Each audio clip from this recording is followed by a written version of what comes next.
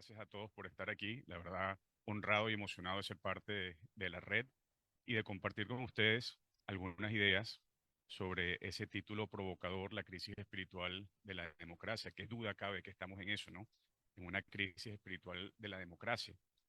Y yo, para no divagar, he querido poner mis ideas por escrito para ceñirme a los 8 minutos, 9 minutos que me refirieron. Y lo que voy a hacer básicamente es dar cuenta de una polémica que no fue polémica, ni un debate que no fue debate, sino algunas ideas expresadas en la historia por Hans Kelsen y por el cardenal Joseph Ratzinger.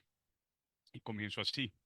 Hace casi 90 años, en el ya lejano 1934, se publicó el libro Esencia y Valor de la Democracia de Hans Kelsen.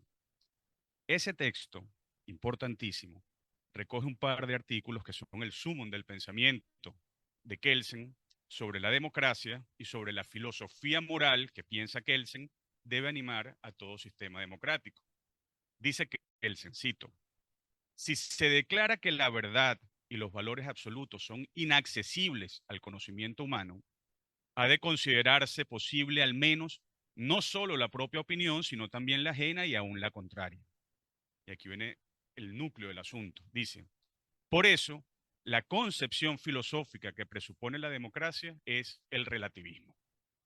Y continúa con una ironía y un cinismo terribles. Dice, en el capítulo 18 del Evangelio, esto es una cita conocidísima, en el capítulo 18 del Evangelio de San Juan se describe un episodio de la vida de Jesús. El relato sencillo, pero lapidario en su ingenuidad, pertenece a lo más grandioso que haya producido la literatura universal. Y sin intentarlo, simboliza de modo dramático el relativismo y la democracia, es decir, la situación frente a frente de Pilato y de nuestro Señor Jesucristo. Es en el tiempo de la Pascua cuando Jesús, acusado de titularse Hijo de Dios y Rey de los Judíos, comparece ante Pilato, el gobernador romano. Pilato le pregunta, irónicamente, a aquel que ante los ojos de un romano solo podía ser un pobre loco, ¿eres tú el rey de los judíos? Y Jesús contesta, tú lo has dicho, yo soy un rey nacido y venido al mundo para dar testimonio de la verdad.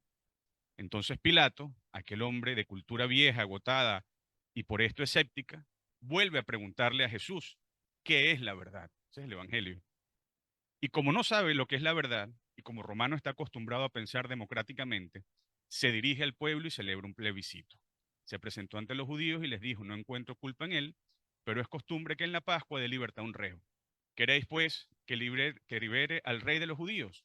Y el plebiscito fue contrario a Jesús. Gritando, contestaron todos, no a él, sino a Barrabás. Y termina así Kelsen. Dice, el cronista añade, Barrabás era un malhechor. Tal vez los partidarios de la autocracia objetarán que precisamente este ejemplo dice más en contra que en favor de la democracia. Objeción digna de respeto, si bien con una condición, que ellos por su parte se hallen tan convencidos de su verdad política, dispuestos, si fuese preciso, a sellarla con sangre, como estaba de la suya el Hijo de Dios. Fin de la cita de Kelsen. 61 años después, otro de estas aseveraciones, otro germanohablante llamado Joseph Ratzinger, argumentó lo que voy a leer para ilustrar críticamente la tragedia de una democracia hueca de valores, una democracia vaciada de valores, como decía Micaela hace poco. Y decía el entonces cardenal Ratzinger, criticando a Kelsen, dice, el jurista austríaco Kelsen, padre del positivismo político y paladín de la posición relativista, expone su opinión al comentar un texto evangélico, el pasaje del Evangelio de San Juan, en que Pilato pregunta a Jesús, ¿qué es la verdad? Y aquí viene lo acucioso y lo agudo de Ratzinger. Dice, la interrogación de Pilato es una pregunta solo en apariencia. En realidad es una respuesta rotunda que se podría formular así. La verdad es inalcanzable. La prueba de ello está en que no espera contestación, sino que se dirige a la multitud para que decida con su voto un difícil problema. Pilato expresa con esa maniobra el necesario escepticismo del político, que ha de ser desconfiado, incrédulo, indiferente, desinteresado y frío. Su credo es no creer en nada, ni en la verdad, ni en el bien, ni en la justicia. Al proceder como lo hace, Pilato se comporta como un perfecto demócrata, siendo irónico. El perfecto demócrata debe encogerse de hombros o lavarse las manos ante los dilemas morales y trasladárselo a la mayoría, que es fuente, origen, principio y raíz del valor. Figura ejemplar de la democracia relativista y vacía. Eso es Pilatos. Pues bien, fin de la cita. Ese contraste de las citas transcritas es verdaderamente aleccionador, incluso abrumador, y confronta dos visiones éticas de la vida humana y de la convivencia política. Pero ambas, aunque muy distintas, dan cuenta de la crisis espiritual de la democracia. Kelsen lo hace patológicamente, justo antes de que se verificaran las más devastadoras consecuencias del relativismo político, que son los totalitarismos. Y Ratzinger, en cambio, lo hace desde la experiencia práctica, con el peso histórico precisamente de las heridas causadas por el totalitarismo y, lo más importante en la actitud de Ratzinger, con aspiración terapéutica y de prescripción ética para huir del relativismo. En este sentido, algún comentario muy breve respecto de Kelsen, respecto de Ratzinger y una conclusión.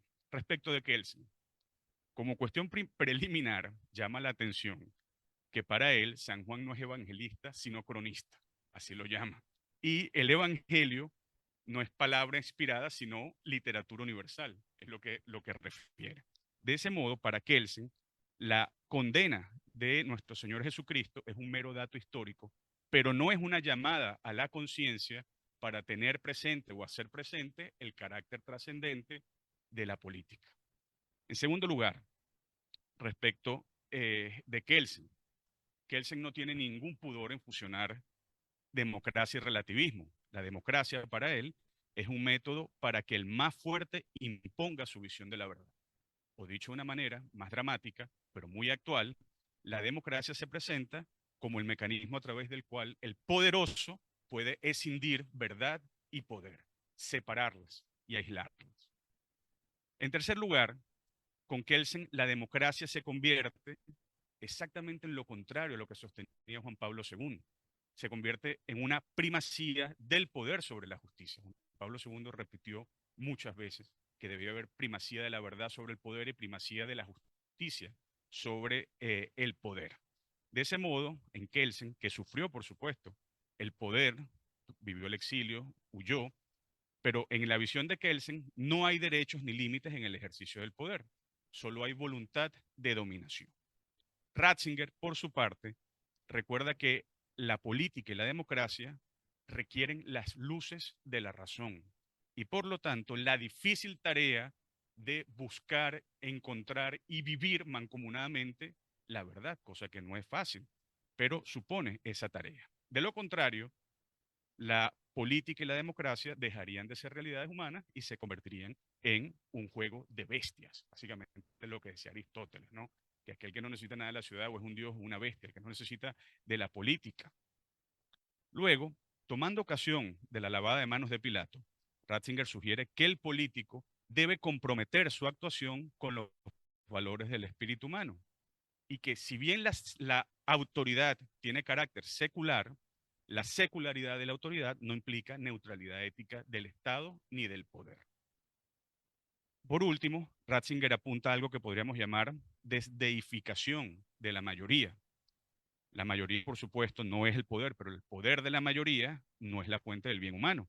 A la mayoría le corresponde también obrar conforme a la justicia y según los dictados de la recta razón.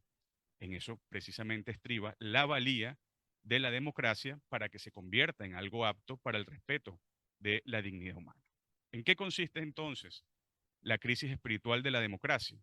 ¿A qué nos lleva, digamos, como conclusión esto para iniciar el panel?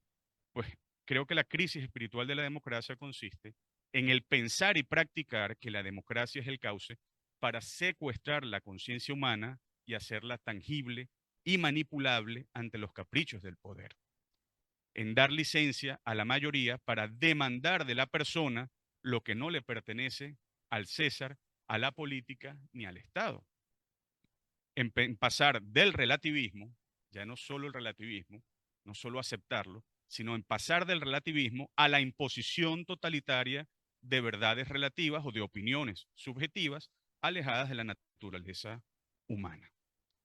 Todas las amenazas a la dignidad humana de hoy, contra la vida, en contra de la familia, eh, incluso las autocracias emergentes en el mundo, todas tienen su origen en esa arrogancia totalitaria en nombre del poder. Y de allí lo importante de colaborar en una nueva síntesis cultural entre verdad y libertad que renueva espiritualmente la democracia. Eso creo que es humildemente parte de la tarea de la red.